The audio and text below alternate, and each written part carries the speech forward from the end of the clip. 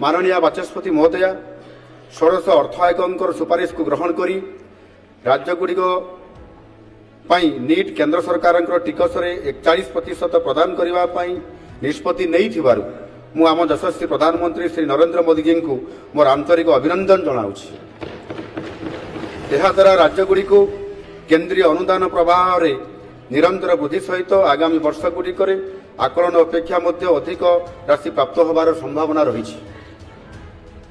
आम सरकार आर्थिक वर्ष 2026-27 रु 2030-31 मध्य स्थानीय निकाय संस्थागुड़ी 50,000 कोटी टंका हस्तांतर करने षष्ठ राज्य अर्थ कमिशन को सुपारिश को ग्रहण करिसेंति, जहाँ पंचम राज्य अर्थ आयोग एसएफसी द्वारा सुपारिश करा जाइतबा हस्तांतर प्राय 2 गुण अटे।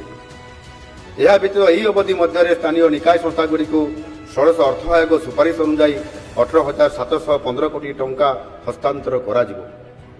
यह ग्राम स्वराज एवं शासन विकेन्द्रीकरण आमर प्रतिबद्धता को आहुरी वृद्धि करिवो।